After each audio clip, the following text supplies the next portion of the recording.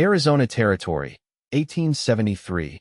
The parched earth of the Dragoon Mountains held memories that rushing wind preferred to leave buried beneath the sun-scorched stones. At 24, the young Apache warrior's face remained unlined by age, but was marked by the weight of a past that had taught him the most brutal lesson of the frontier. To love was to invite destruction. The morning sun cast long shadows as rushing wind crouched beside a small creek, allowing cool water to flow through his fingers. His obsidian eyes surveyed the landscape with practiced vigilance. 6 years had passed since the massacre that had claimed his wife, Morning Star, and their infant son. 6 years since he had sworn never to allow his heart to be vulnerable again. The Apache who loves invites the arrow to his chest, he murmured to himself, repeating the mantra that had become his shield against intimacy. At his side rested his Winchester rifle, a trade item he had acquired after proving himself as a scout for the U.S. cavalry. A controversial position that had estranged him from many of his people, but had kept him alive in a changing world. Rushing Wind's lean, muscular frame bore the markings of a hunter and warrior. His long black hair was tied back with a leather thong, and he wore buckskin leggings beneath a white cotton shirt, a concession to the ways of the white settlers that sometimes proved useful when moving between worlds. A beaded medicine pouch hung at his neck, containing the only remembrances he allowed himself of his lost family. The young warrior had built a solitary existence on the edges of both Apache and white society. He trapped and hunted, occasionally scouted for the army when necessary, and traded at frontier outposts. His skill as a tracker and knowledge of the territory made him valuable to both sides, though trusted by neither fully. This suited him. Attachment meant vulnerability, and vulnerability meant death. "You are expected at Fort Bowie tomorrow," Gray Wolf, his mother's brother, reminded him as Rushing Wind returned to the small cluster of Apache dwellings where several of his extended family maintained a tenuous peace with the encroaching settlers. The new Indian agent arrives. Rushing Wind nodded, his expression betraying nothing of his contempt for these endless rotations of government men who arrived with grand promises and departed having delivered nothing. "I will go. They pay in ammunition and supplies." Gray Wolf studied his nephew with knowing eyes. 6 winters have passed since Morning Star joined the ancestors. The time for mourning ends. "You walk alone too long." "I walk as I choose," Rushing Wind replied, the edge in his voice signaling the end of the conversation. That night, as he prepared for the journey to Fort Bowie, Rushing Wind unwrapped the small bundle he kept hidden beneath his sleeping mat. Inside lay a silver hair comb that had belonged to Morning Star, a wedding gift he had traded 2 fine horses to obtain. His fingers traced the delicate pattern before he quickly rewrapped it and concealed it once more. Sentimentality was a luxury the frontier did not permit. The journey to Fort Bowie took most of a day. The military outpost stood as an unwelcome reminder of how rapidly the Apache way of life was changing. Rushing Wind approached with the careful neutrality that had become his signature, neither hostile nor friendly, merely present and observant. Captain Gerald Matheson greeted him at the gate. "Rushing Wind, good. We're expecting a supply wagon with our new Indian agent. There have been reports of Bronco Apache activity near Skeleton Canyon. I'd like you to ride out and ensure safe passage." "My people or yours?" Rushing Wind asked with subtle challenge, though he already knew the answer. Matheson frowned. "Just do your job. The wagon should be approaching from the east. The pay would be good: ammunition, coffee, and flour. Necessities for survival in these changing times." Rushing Wind mounted his pinto and rode eastward, scanning the horizon and reading the landscape with the expertise of one born to it. 2 hours later, he spotted the wagon in the distance, moving slowly across the parched terrain. Even from afar, something seemed wrong. The wagon moved erratically, and as Rushing Wind drew closer, he understood why. The driver was slumped over, an arrow protruding from his shoulder, while a woman in a dusty blue dress struggled to control the team. In an instant, Rushing Wind spotted the 3 riders pursuing the wagon from the southeast, renegades, judging by their appearance and tactics. Without hesitation, he spurred his horse forward, rifle ready. The woman saw him approaching and fear flashed across her face, another threat from another direction. But as the pursuing riders gained ground, she had little choice but to continue her desperate flight. Rushing Wind cut across their path, taking aim at the lead pursuer. The crack of his rifle echoed across the landscape, and the renegade tumbled from his horse. The other two hesitated, clearly reassessing the changed situation. When Rushing Wind chambered another round, they wheeled their mounts and retreated toward the distant hills. The wagon had stopped, and as Rushing Wind approached cautiously, he saw the woman had pulled a small derringer from her bag and was pointing it at him with trembling hands.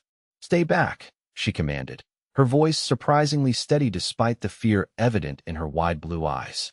"The men who attacked you may return with others," Rushing Wind stated flatly. "Your driver needs help." She hesitated, the small pistol still aimed at his chest. She was young, perhaps 20, with golden blonde hair escaping from beneath a practical bonnet. Her blue dress, while trail-worn, spoke of Eastern refinement now confronted with the harsh realities of the frontier. "Are you from the fort?" she finally asked. "I am Rushing Wind. I scout for them sometimes." She lowered the derringer slightly. "I'm Daisy Newcomb. This is my uncle." She gestured to the wounded man. "We're meant to meet my father at Fort Bowie. He's the new Indian agent." Something tightened in Rushing Wind's chest. An unexpected response he quickly suppressed. The new Indian agent's daughter. Of course, she would be another temporary visitor to this land, like all the rest. "Your uncle needs medicine. The fort is still far." Rushing Wind helped move the injured man to the back of the wagon. The arrow had not penetrated deeply, having been slowed by the man's heavy coat, but infection was the true danger. He applied a poultice of herbs he carried for emergencies and bound the wound. "You know medicine," Daisy observed, watching his movements with curious eyes. "I know enough." He kept his responses minimal, focusing on the practical task at hand. As they traveled toward Fort Bowie, Rushing Wind rode alongside the wagon, vigilant for any sign of the renegades returning. Occasionally, he caught Daisy studying him when she thought he wasn't looking. "Have you worked with Indian agents before?" she asked finally, breaking the silence. "Many. They come. They go." He kept his eyes on the horizon. "My father is different," she said with a certainty that almost made Rushing Wind smile for its naivety. "He genuinely wants to help create understanding between our peoples." "Understanding," Rushing Wind repeated, the word hollow in his mouth. "The understanding I have seen is simple. Your people want our land. Eventually, they take it." Daisy's cheeks flushed. "That's not fair. There are those of us who believe in justice and peaceful coexistence." "Belief is easy from far away," he replied. They reached Fort Bowie by sunset. The arrival of the wounded man and the Indian agent's daughter created immediate commotion. Rushing Wind found himself unexpectedly reluctant to depart, as Daisy was escorted into the fort by concerned soldiers. Before she disappeared inside, she turned back. "Thank you," she called. "You saved our lives." He nodded once, then turned his horse away. Her gratitude meant nothing. He had done what was necessary for payment, nothing more. Yet as he made camp that night in the foothills, images of golden hair and determined blue eyes intruded upon his thoughts. Rushing Wind scowled into the darkness. She was exactly the type of person he avoided. Someone passing through. Someone whose presence could only disrupt the careful isolation he had constructed. "Just another white settler who will be gone with the changing seasons," he told himself. Nothing more. 3 days later, Rushing Wind returned to Fort Bowie to collect his payment for the escort duty. He had intended to complete his business and leave immediately, but as he crossed the parade ground, a familiar voice called his name. Daisy Newcomb approached, wearing a simpler dress of brown calico more suited to frontier life. Her hair was braided and pinned up, though rebellious strands still escaped around her face. "Mr. Wind," she greeted, causing him to blink at the misunderstanding of his name. "My father wishes to speak with you. He's very grateful for your assistance." "Rushing Wind," he corrected. "It is one name." A blush colored her cheeks. "I apologize." "Rushing Wind, then. Will you come?" He followed her to one of the officers' quarters that had been reassigned to the new Indian agent. Robert Newcomb was a tall, serious man with graying hair and intelligent eyes that assessed Rushing Wind carefully. "My daughter and brother-in-law owe you their lives," Newcomb began. "I understand you scout occasionally for the army." "When it suits me," Rushing Wind replied. "I'd like to hire you in a more official capacity, as a liaison between my office and the Apache bands in this region. Captain Matheson speaks highly of your knowledge and reliability." Rushing Wind's expression remained impassive, though inwardly, he was surprised. Your previous agent had no use for Apache advisors. Previous agents have failed, Newcomb stated plainly. I don't intend to. I need someone who understands both worlds. The position would provide steady income and potentially some influence in matters affecting his people. Yet it would also tie him to the fort, to these people, to complications he had studiously avoided. I will consider it, he said finally. Over the following weeks, Rushing Wind found himself reluctantly drawn into Newcomb's ambitious efforts to improve relations with the local Apache bands. The agent was surprisingly sincere in his desire to understand Apache customs and concerns, though naive about the depths of distrust that had accumulated over decades of broken promises. More disturbing to Rushing Wind's carefully maintained emotional distance was Daisy's persistent presence. Unlike most white women he had encountered, who regarded him with fear or disdain, she approached him with open curiosity and respect. She asked questions about Apache customs, language, and beliefs that revealed a genuine interest rather than idle curiosity. Is it true that Apache women own the home and all its contents? She asked one afternoon as they returned from a meeting with a band of White Mountain Apache. Yes, the wickiup belongs to the woman. If she is displeased with her husband, she places his belongings outside. This means he must leave. Daisy laughed. I think I prefer that system to our own. Her laughter was unexpected, bright and clear as a desert spring. Something long dormant stirred in Rushing Wind's chest, and he immediately silenced it. She was temporary. All white settlers were temporary in one way or another. Either they left or they died. Attachment was futility. Yet as summer progressed into fall, Rushing Wind found himself inventing reasons to return to the fort. The payment could wait another day. There was news about renegade activity that should be reported immediately. The horse needed to rest before the journey back. Each time, Daisy seemed to materialize, eager to speak with him, to learn more about his world. Each time, his resolve to maintain distance weakened. You never speak of your family, she commented one evening as they sat on the porch of her father's quarters. The setting sun cast a golden glow across the desert landscape beyond the fort walls. There is nothing to speak of, he replied, his voice deliberately empty. Everyone has a story, she pressed gently. I've told you about my mother's passing when I was 16, about growing up in Boston, about my father's work that brought us here. You know my story, yet I know almost nothing of yours. Rushing Wind stared at the distant mountains, their peaks purpling in the fading light. My story is like many Apache stories in these times. It holds no interest. Daisy was silent for a long moment. I think you're wrong, she said finally. I think your story matters very much. Her words followed him into the wilderness that night, echoing in his mind as he made camp beneath the stars. What would this educated Eastern woman say if she knew the truth? If she knew how he had returned from hunting to find his village attacked, his wife and child gone, their bodies among those left for the desert scavengers? How he had held their cooling forms and howled his grief to uncaring skies.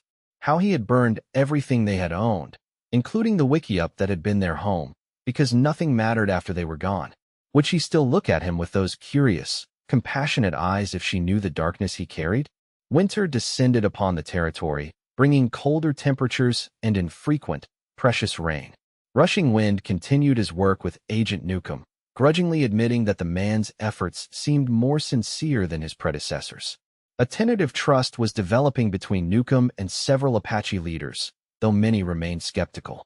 In December, as Christmas approached, the fort was abuzz with preparations for a holiday gathering. Agent Newcomb had invited representatives from several Apache bands to share in the celebration, a gesture of goodwill that many soldiers viewed with suspicion. It's a chance to demonstrate peaceful intentions, Daisy explained to Rushing Wind as they reviewed the guest list. Father believes breaking bread together is the first step toward understanding. Some of my people view such invitations as attempts to weaken our ways, Rushing Wind cautioned. Is that what you believe? She asked, studying his face with an intensity that made him uncomfortable. I believe intentions matter less than actions in the end.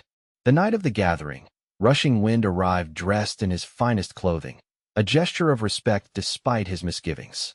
He wore buckskin leggings and a shirt adorned with intricate beadwork, a gift from his mother years ago. Around his neck hung the medicine pouch containing his few treasured possessions. The fort's mess hall had been transformed with evergreen boughs and candles. Music from a fiddle and piano filled the air, and tables groaned with food. Several Apache families had indeed accepted the invitation, though they clustered together, watching the proceedings with cautious eyes. Daisy found him almost immediately, her face bright with excitement. She wore a dress of deep green velvet that complemented her golden hair, which had been arranged in an elegant style that framed her face. "You came," she said, the pleasure in her voice unmistakable. "I said I would." He struggled to maintain his customary detachment in the face of her evident joy. "Come, there's someone I want you to meet." She led him through the crowd toward a tall man in civilian clothes. "Professor Grayson, this is Rushing Wind, my father's liaison with the Apache people." Rushing Wind, Professor Grayson is visiting from the Smithsonian Institution. He studies indigenous cultures. The professor extended his hand. "Fascinating. I've been documenting traditions before they're lost to history. Perhaps you might allow me to interview you during my stay." Before Rushing Wind could respond, a commotion erupted near the entrance. A group of cavalrymen had entered, clearly already deep in their cups from pre-celebration drinking. Among them was Lieutenant Wallace, a man known for his hostile views toward the Apache. "Well, look at this," Wallace slurred, gesturing broadly at the gathered Apache families. "Christmas charity extends even to savages these days." Agent Newcomb approached quickly. "Lieutenant, this is an official gathering. If you can't maintain appropriate behavior, I'll have to ask you to leave." "Appropriate?" Wallace sneered. "Like inviting the very people who've been killing our boys all year to eat our food and pretend we're friends." His eyes landed on Rushing Wind. "And here's the worst of them, playing both sides, pretending to be civilized." Rushing Wind remained perfectly still, his face impassive despite the rage building within. He had endured such comments before. They meant nothing. "That's enough." Daisy stepped forward, her voice cutting through the tension. "Rushing Wind has done more to create peace in this territory than your drunken posturing ever will, Lieutenant." Wallace's face darkened. "Miss Newcomb, your sympathy for these people is well known, but perhaps you should be more selective in your associations. And perhaps you should remember you're addressing a lady." Professor Grayson interjected smoothly. "And the daughter of a federal appointee, at that." The standoff might have escalated further had Captain Matheson not arrived to order Wallace and his companions to their quarters. The incident cast a pall over the gathering, however. Many of the Apache families departed shortly afterward, the fragile bridge of trust damaged once again. Rushing Wind remained, his sense of duty to Agent Newcomb overriding his desire to disappear into the night. "I apologize for that disgraceful display," Daisy said when they finally had a moment alone on the porch outside. The cold night air carried the scent of pine and wood smoke. "No apology needed." His words were nothing new. Daisy's eyes flashed with anger. "That doesn't make them acceptable. You deserve respect, especially after all you've done. What I deserve matters little in this world." The words emerged more bitter than he had intended. "It matters to me," she said softly, her hand reaching out to touch his arm. "You matter to me, Rushing Wind." The contact sent an electric current through him, breaking through barriers he had carefully constructed over years.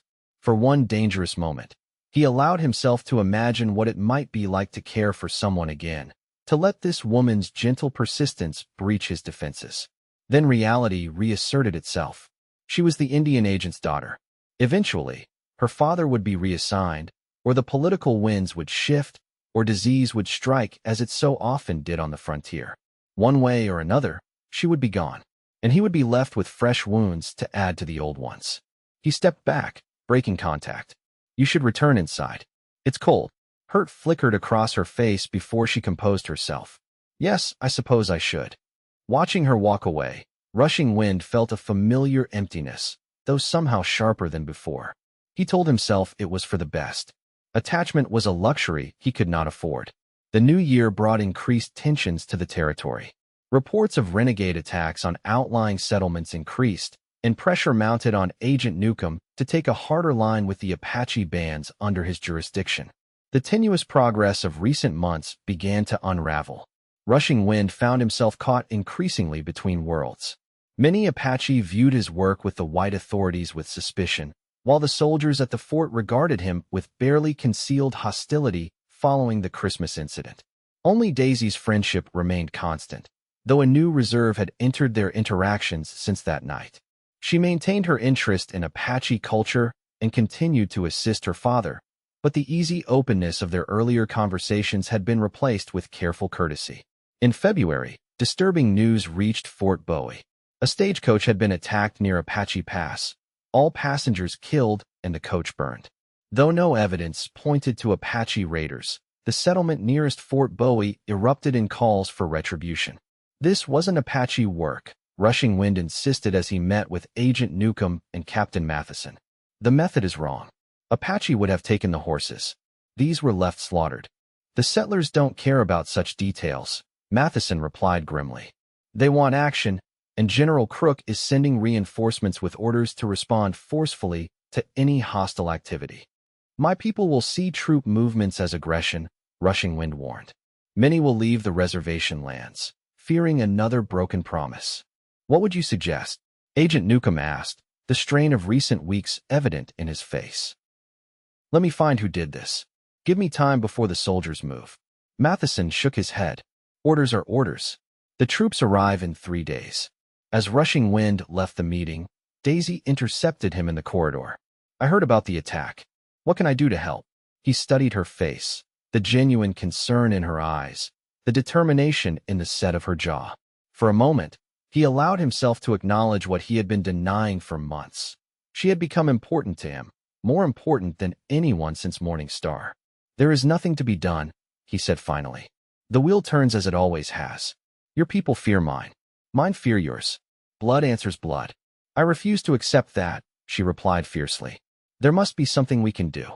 Her use of we struck him like a physical blow. There was no we. There could never be. Not in this world. Not with the blood-soaked history between their peoples. Not with the ghosts he carried. I ride out tonight to search for the real attackers, he said after a moment. If I can bring proof before the reinforcements arrive, perhaps there is a chance for peace. Take me with you, she said immediately. Impossible. I'm an excellent rider, and I know basic tracking from what you've taught me. 2 sets of eyes are better than 1. This is not a game, Daisy, he said sharply. The desert is dangerous, and whoever committed these murders is still out there. I know it's not a game, she replied undeterred. But my father's work, everything we've tried to build here, is at stake. I won't sit idle while it all falls apart. Rushing Wind recognized the determination in her eyes. It was the same fierce resolve he had seen that first day, as she drove the wagon while under attack. She would find a way to help, with or without his blessing. We leave at sunset, he conceded reluctantly. Bring warm clothes. Tell only your father where you go. They rode out as the sun dipped below the western mountains, following the stagecoach road toward Apache Pass. Daisy had changed into practical riding clothes, split skirts that allowed her to ride astride, and a heavy jacket against the night chill. Her hair was braided tightly, tucked beneath a wide-brimmed hat. They rode in silence for much of the journey, reaching the site of the attack shortly before midnight. The burned wreckage of the stagecoach loomed like a skeletal shadow in the moonlight. The bodies had been removed days earlier, but dark stains still marked the ground where they had fallen. Rushing Wind dismounted, moving silently through the scene. Daisy followed, watching as he studied the ground, occasionally kneeling to examine marks invisible to her eyes. What do you see? She asked softly. 6 riders. American horses, not Apache ponies. They wore boots. He pointed to partial impressions in the hard ground. They waited here, behind these rocks. The attack was planned. He continued his methodical examination of the site, piecing together the sequence of events. They stopped the coach by blocking the road, shot the driver first, then the passengers as they tried to run. He paused, frowning at a set of tracks leading away from the main scene. Someone survived initially, ran that way, was pursued. They followed the trail a short distance until Rushing Wind stopped abruptly. A dark stain marked the ground beside a large boulder. They caught him here. Daisy swallowed hard. So we know it wasn't Apache raiders. But who would do this? Ordinary bandits would have just taken valuables. Rushing Wind knelt, picking up something small from the ground. This might tell us. He held up a tarnished silver button bearing an insignia. Cavalry. Old issue. Army men did this. Daisy's voice reflected her shock. Former army, perhaps. Or deserters. He pocketed the button. The tracks lead east. We follow at first light. They made camp some distance from the attack site, building only the smallest fire to ward off the desert chill. As they sat beside the flames, the weight of their discovery hung between them. If we can prove who's responsible, the reinforcements might stand down, Daisy said hopefully. Perhaps, Rushing Wind replied, though his tone suggested skepticism. Daisy studied his profile in the firelight. You don't believe it will matter, do you? I have seen how these things unfold. When blood is spilled, reason rarely prevails. Then why are we doing this? Why bother trying to find the truth? Rushing Wind was silent for a long moment. Because the alternative is to accept that there is no justice. And that is a darkness I am not ready to surrender to. His words revealed more about him than he had ever willingly shared, and Daisy sensed it. She moved closer, her shoulder nearly touching his beside the fire. What happened to make you so certain of the worst in people? She asked softly. The night stretched between them, filled with the sounds of the desert, distant coyotes, the whisper of wind through scrub brush, the crackling of their small fire. Finally, Rushing Wind spoke. I had a wife, Morning Star, and a son, not yet walking. His voice was flat, as though reciting facts about strangers. 6 years ago, while I was hunting, soldiers attacked our village. They were not official army, renegades like those we track now, wearing uniforms but following no orders except their own hatred. Daisy's hand covered her mouth, her eyes wide with horror. When I returned, I found them. He stopped, unable to describe the scene that remained etched in his memory. 23 dead. Women, children, the old ones. The soldiers were gone, taking what they wanted. Rushing Wind, I'm so sorry, Daisy whispered, tears glistening in her eyes. I tracked them. 5 men. I found them one by one over the next year. His voice remained emotionless, though his hands had clenched into fists. The last one told me they were paid by settlers who wanted Apache removed from valuable grazing land.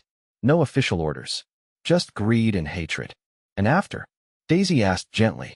After, I learned that vengeance brings no peace. That love is a weakness enemies will exploit. That survival requires isolation. That's not living, she said. That's just not dying. Her words struck him like a physical blow. He had existed, not lived, since that day, moving through the world like a ghost, untouched and untouchable. It is enough, he said finally. Is it? She turned to face him fully. Is it truly enough, Rushing Wind? Before he could answer, a sound caught his attention, the distant crack of a twig breaking underfoot. In an instant, he extinguished their fire and pulled Daisy into the shadows. Someone approaches, he whispered. Many someones. They retreated to where their horses were picketed, moving silently through the darkness. Rushing Wind could make out at least 6 riders approaching their former position, moving with the confidence of men who believe they had the advantage of surprise. The ones we're tracking, he breathed into Daisy's ear. They must have spotted our fire. What do we do? She whispered back, fear evident in her voice though she remained steady. We run. Now. They mounted quickly and rode hard into the night, away from the approaching riders. But their pursuers had fresh horses and quickly gave chase. Shots rang out behind them, bullets whizzing past in the darkness. Rushing Wind knew the terrain better than their pursuers and led Daisy through a twisting arroyo that offered some cover. But as they emerged onto open ground, her horse stumbled in a prairie dog hole, sending Daisy tumbling to the ground.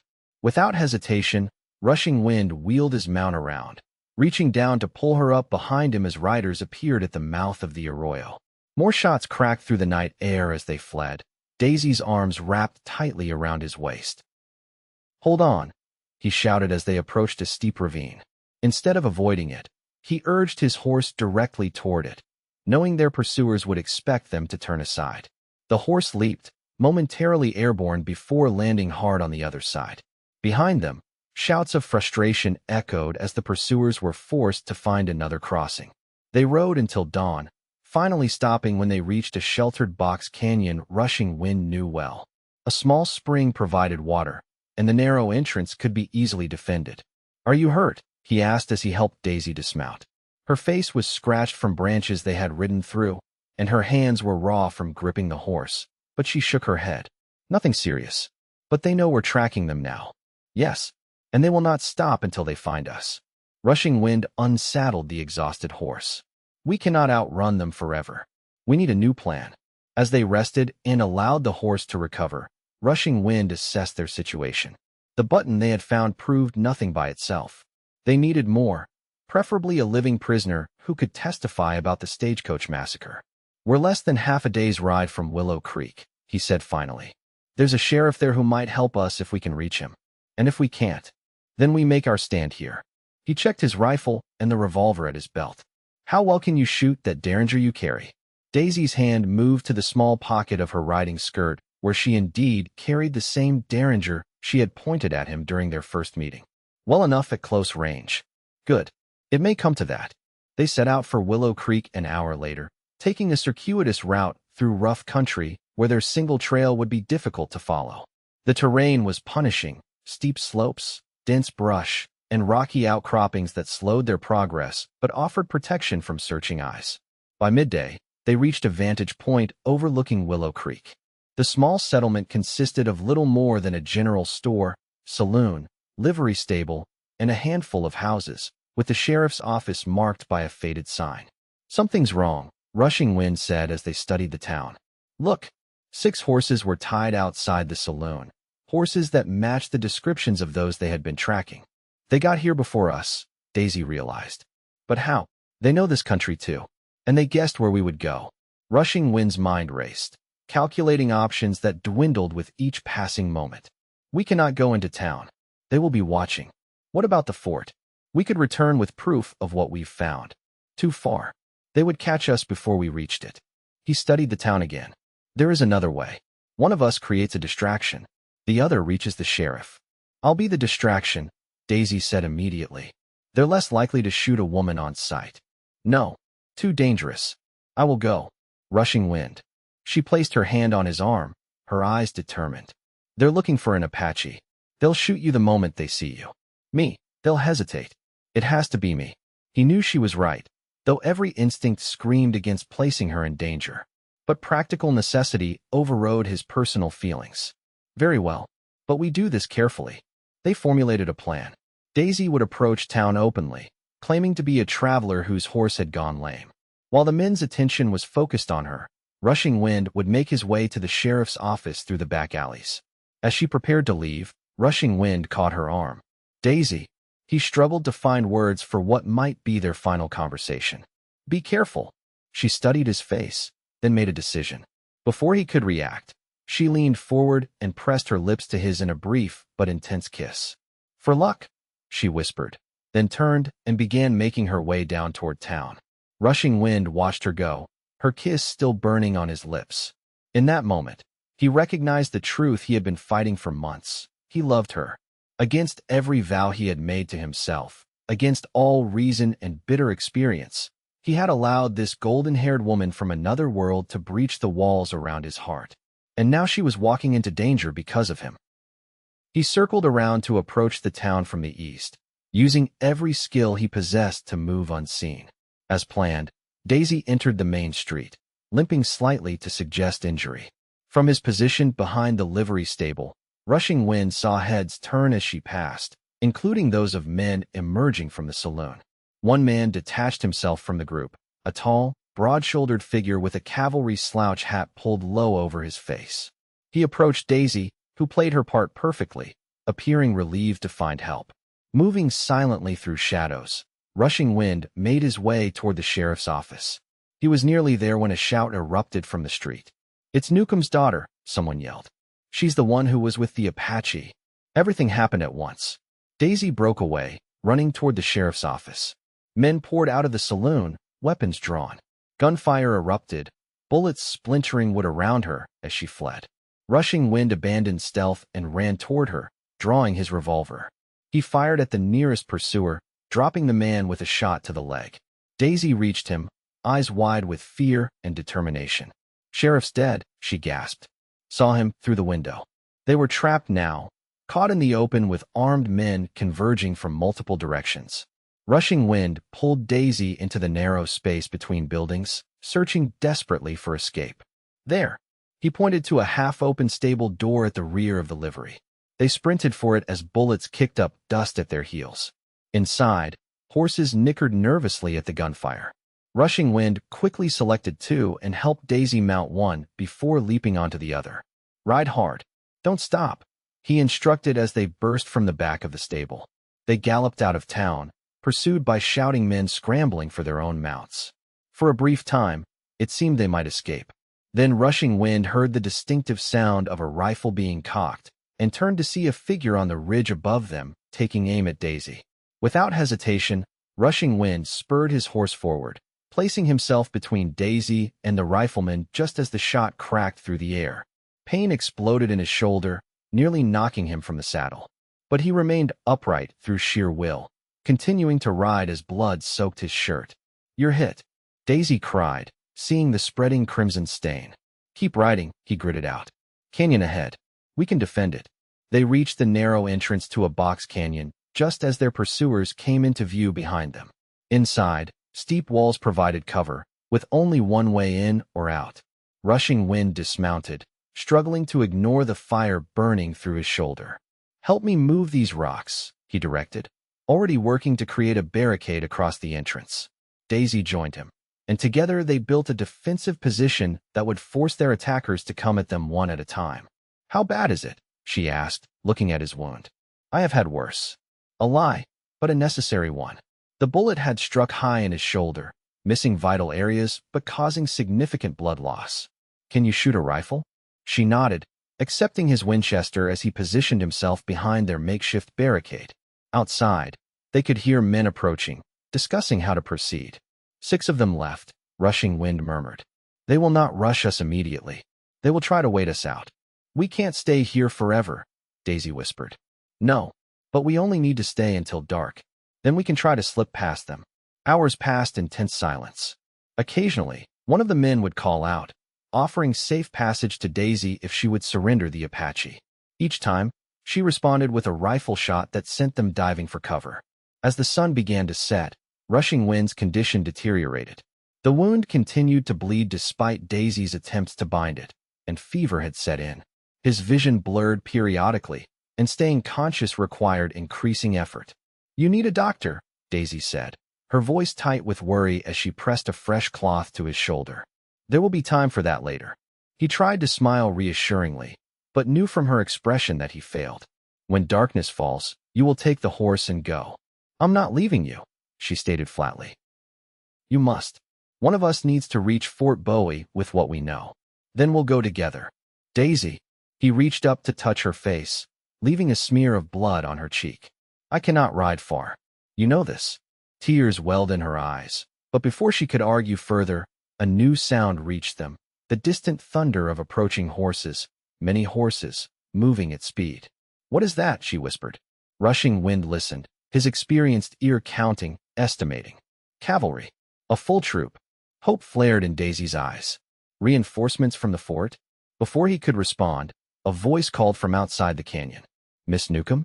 Rushing Wind? This is Captain Matheson with Company D, 5th Cavalry." Daisy stood, careful to remain behind cover. "We're here, Captain.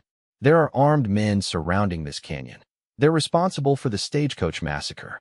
What followed was a brief but intense exchange of gunfire as the cavalry engaged the ambushers. Within minutes, it was over. 3 of the attackers were dead, the others captured. When Captain Matheson finally entered the canyon, he found Daisy kneeling beside Rushing Wind, who had finally lost consciousness from blood loss and fever.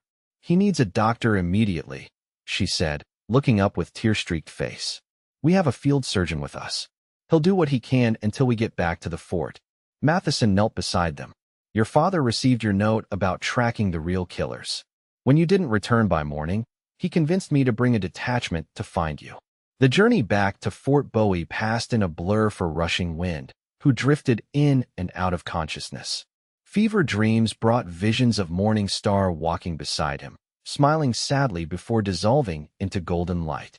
Then Daisy would appear, her hand cool against his burning forehead, her voice anchoring him to life. At the fort, the army surgeon removed the bullet and treated the infection that had begun to spread. For 3 days, Rushing Wind hovered between life and death, his body fighting to survive even as part of him wondered if it might be easier to let go. To join Morning Star, and their son in the spirit world. But each time he drifted toward that tempting release, Daisy's voice would call him back. She read to him, spoke to him, sang soft Eastern songs he had never heard before. And somehow, he found himself following her voice back to the painful world of the living. On the fourth day, he opened his eyes to find her asleep in a chair beside his bed, her hand still holding his. The simple sight struck him with unexpected force. This woman who had crossed worlds to find him, who had refused to abandon him despite every opportunity to save herself. As though sensing his gaze, she stirred and opened her eyes. When she saw him watching her, joy transformed her tired face. "You're awake," she whispered, squeezing his hand. "It seems so," he replied, his voice rough from disuse. "The doctor says you'll recover fully, though it will take time." She reached for a cup of water, helping him drink. The men who attacked the stagecoach have confessed. They were former soldiers hired by a cattle baron who wanted to trigger an Apache uprising. He thought it would lead to the tribes being removed entirely from lands he coveted. And the reinforcements? Delayed by General Crook himself after my father presented the evidence. Her smile was triumphant. "Your people are safe, for now at least." Rushing Wind absorbed this information slowly. "And what happens next?" Her smile faltered slightly. "I don't know. Father's position is secure for now. The army has recognized his handling of the situation as exemplary." She hesitated. "What about you? Will you continue as his liaison?" The question contained others, unspoken but hanging between them. Would he stay? Would he allow what had begun between them to grow? Or would he retreat once more behind the walls he had built after Morningstar's death? "I have been thinking," he said slowly, "about what you said in the desert. That not dying is not the same as living." Hope flickered in her eyes.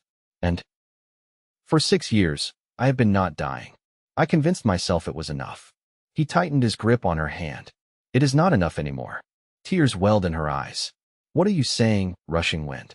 "I am saying that even in this harsh land, where nothing is certain and danger waits in every shadow, there must be room for more than mere survival." He raised his hand, though it cost him pain, to touch her cheek. "There must be room for love, or what are we fighting to preserve? But your wife, Morningstar would not want me to honor her memory by refusing to live." For the first time in years, saying her name didn't bring only pain. She was a woman of great joy and courage. She would understand that hearts, like the desert after rain, can bloom again. Daisy leaned forward, pressing her forehead against his. "I love you," she whispered. "I think I have since you saved me on that wagon. And I have been fighting loving you since that same day," he admitted. "I am tired of fighting." Spring arrived in the Arizona territory with unusual generosity, painting the desert with wildflowers in a display old-timers claimed they hadn't seen in decades. At Fort Bowie, preparations for a wedding brought its own kind of flowering as the usually austere military post was transformed with ribbons and borrowed finery. The marriage of Daisy Newcomb to Rushing Wind was unprecedented in the territory, an Apache scout and the daughter of an Indian agent. But Agent Newcomb had supported their union from the moment they announced their intentions. Captain Matheson had been more reserved but eventually agreed to host the ceremony at the fort, recognizing the symbolic importance of such a union in this contested land. The ceremony itself blended traditions, Christian vows spoken beneath an arch of willow branches decorated with eagle feathers and sage bundles. Daisy wore a simple white dress adorned with beadwork gifted by Rushing Wind's female relatives, who had cautiously accepted this pale woman who had captured their kinsman's heart. Rushing Wind wore a mix of Apache and white clothing, symbolizing his position between worlds. Gray Wolf performed traditional Apache blessings before the fort's chaplain conducted the Christian service. When they were pronounced husband and wife, a cheer went up from the gathered crowd, soldiers, settlers, and Apache alike, if somewhat segregated in their seating arrangements. At the celebration afterward, Rushing Wind found a moment alone with his bride in the shadow of the fort's adobe walls. "Are you certain of this path?" he asked, studying her face for any hint of doubt. "It will not be easy. There will always be those who disapprove on both sides." Daisy smiled, the same determined smile that had first caught his attention nearly a year before. "I have never been more certain of anything. We will make our own way, between worlds if necessary. Your father's position will not last forever. Eventually, we may need to leave." Then we will leave together. My home is with you now, wherever that may be. Rushing wind touched the medicine pouch that still hung at his neck, now containing not only memories of what he had lost, but also a lock of golden hair freely given. I once believed that to love was to invite destruction, he said softly. Now I believe that to refuse love is its own kind of death. And now, she asked, her blue eyes reflecting the sunset sky. Now I believe that even in a land as harsh as this, there is room for new beginnings. He drew her close, no longer afraid of the vulnerability that came with loving. The Apache have a saying, "May you walk in beauty." With you, I believe I finally can. As they rejoined the celebration, Rushing Wind felt a sense of peace that had eluded him for 6 long years. The ghosts of his past would always be with him, but they no longer defined his future. That future stood beside him now, golden-haired and blue-eyed, as unexpected and welcome as desert rain. Together, they would forge a path between worlds, proving that even in the harshest frontier, love could not only survive but flourish. Their union would not heal all the wounds between their peoples, but it offered something precious in this contested land, hope that understanding might grow where only conflict had existed before. And for Rushing Wind, who had vowed never to love again, it offered the most precious gift of all, a heart reawakened, a spirit renewed, and a life no longer merely survived, but truly lived.